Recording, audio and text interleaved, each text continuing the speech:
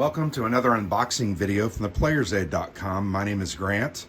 Today I'm unboxing off of Kickstarter. I backed this about, I want to say 6 or 7 months ago.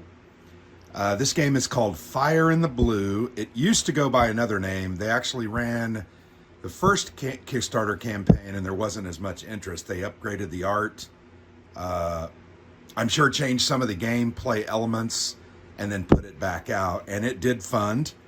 But the game is Fire in the Blue, Mediterranean Theater. It is an air naval game, so you're mostly dealing with sorties against naval units in the Mediterranean, between obviously the Italians and the British. The game is by Acies Edizioni, an Italian company. I backed last year their Kings of Rome, and never got around to playing that yet, but it is ready to play, and I ultimately one day will get it played. A small box, 1-inch box, but I'm okay with that. I think there's a good war game inside of this, and I think obviously it's unique, so very much looking forward to playing it. You will notice that there's a little bit of rise on the box lid, but I'll go ahead and open it up and I'll go back to the back of the box. The game does include a counter tray, and once you get the 3 sheets of counters punched and in that tray, that is going to close flat. So it's raised now only because the tray actually came separate and I put it in the box just to keep it with the game. One comment I would have right off the bat, I'm not a huge fan of the art on either the counters, as you can see here on the box, or the board. It's not attractive. I'm just going to say it. I think had they maybe went a different route, maybe invested a little bit more in art, maybe the game would have done better. Because who doesn't like an air naval World War II game, particularly in the Mediterranean? We know it's probably ultimately going to end one-sided, as the Royal Navy is going to give it to the Italian Regia Marina. But cool game nonetheless. A little bit of information on the back. I wanted to point this out. The designer is Mirko Carrazza. I've never played a game by him. The game is a 1 to 2 player game. I can't remember if they have a solitaire bot or if it's just play both sides to the best of your ability. Complexity is low, 2 out of 5 on their scale, and the game takes 3 to 6 hours. I do believe there's a couple of scenarios. But one of the hallmarks of this game is they do switch between a couple of different boards in combat and movement, so I think it looks really unique. So let's go ahead and get a look at the components. I do really enjoy the look of the box. Mine got bent a little bit in shipping. I'm always bothered by that. I don't know why publishers can't just put an extra thing of padding in there. I know it costs money, but charge me an extra buck. This was actually a very affordable Kickstarter. I want to say it was like $45 or $50, so it wasn't like a really expensive game. But when you open it, the first thing that you see on top of I'll go ahead and take the counter tray out because I already showed you that. Very deep weld counter tray. And I used one of these in, like I said, their previous game, Kings of Rome, and I really liked them. They're thinner, lightweight counter trays. I'm going to go ahead and open this up. And I don't know if you can buy these on their website, but you can see there's some good depth to those welds. They're going to hold a lot of counters. That lid actually really securely fits. There's some notches here that keep it in. Nice little counter tray that comes with the game. The first thing you see here these are kind of for lack of a better word, the force cards. I'll go ahead and rip that cardboard band off. These are, you can call them the airstrip or air base cards, but you can see they are named where they are. Alexandria, this is obviously a British airstrip, air base. There's a ready box for the Spitfires and Hurricanes that are ready to go. And then you have rearming, which is refitting and rearming those with ordnance. So here you have Crete, Ready box, rearming box, you can see there. This one is E1. I can't remember what that is, but it's a specific airstrip. I like the little picture there of the airstrip. You have a Greece card, an HMS Argus card, so you're getting into the aircraft carriers, the HMS Eagle, the HMS Indomitable. Sorry, that's a hard word to say. Then you have Libya, Malta, Sardinia. I really like these little cards. Sicily, and then HMS Victorious.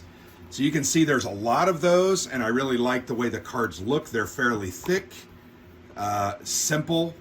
It's clear what they are and what their purposes are. I'm going to go ahead and put that one in there with the other British Navy, Royal Navy ships.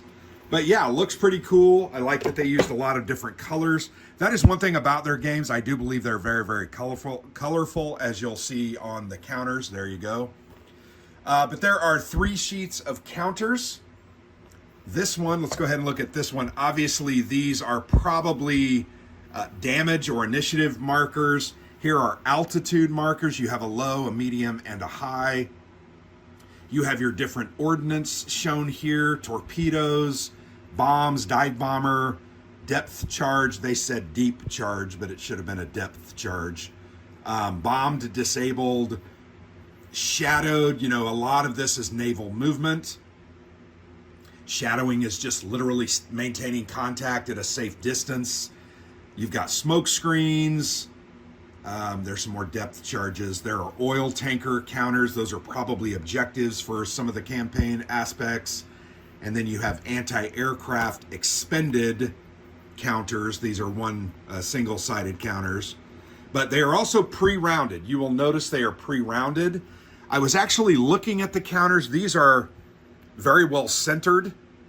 I don't see an instance on this sheet of anything that's kind of printed on the edge. So good job on the counters, Acies. They are single-sided counters. Then you go here. That one looks like it's a little crooked, but it might be somewhat. But formation markers, fleet markers where you're tracking the different fleets. You have clouds, target markers, more cargo ships here shown. And then you have counters for the different ships. HMS Revenge, BBHMS Valiant, etc. You have some generic flotilla markers, more cargo ship markers.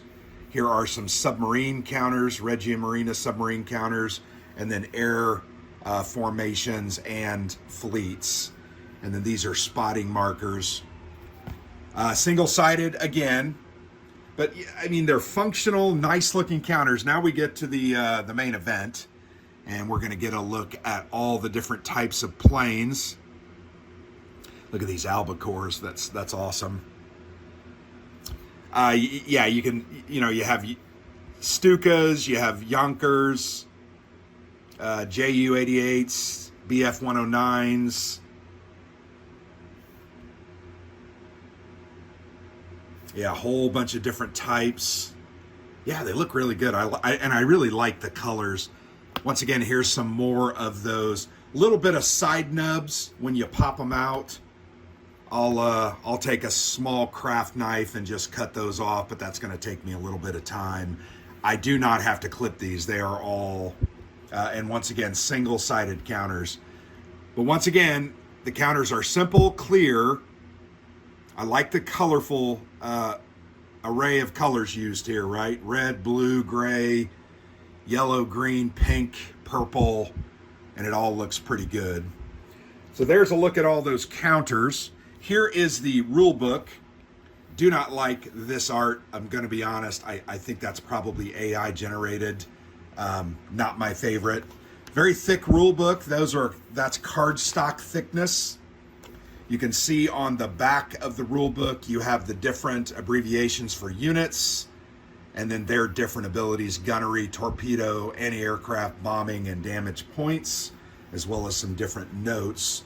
So that's going to be something you're going to refer to fairly regularly. There is a nice index at the beginning of the rule book. When I was looking at this the other day, I thought that's really nice. So you can see that's laid out pretty good. Rules start on page 4.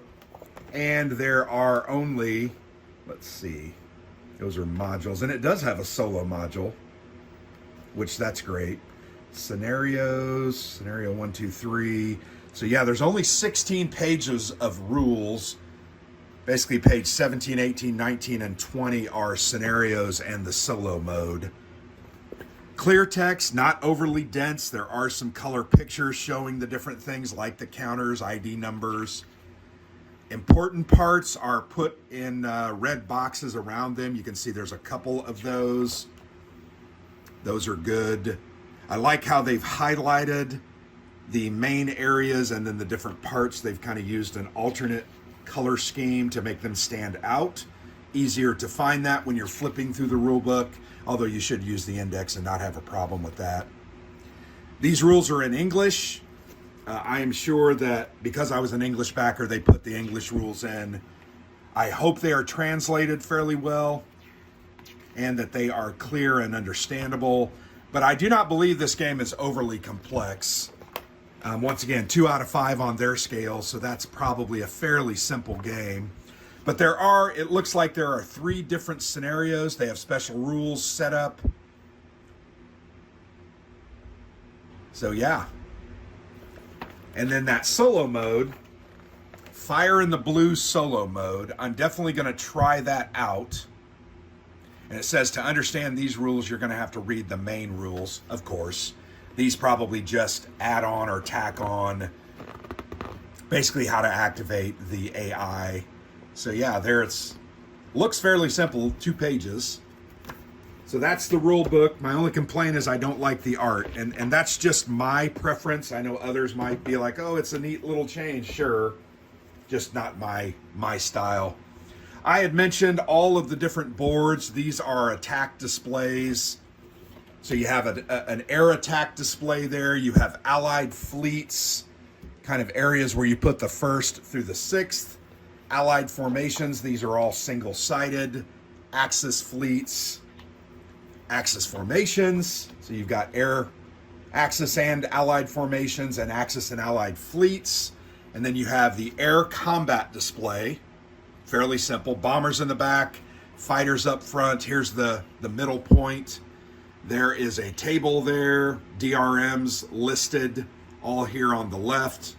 Makes the game easier to play.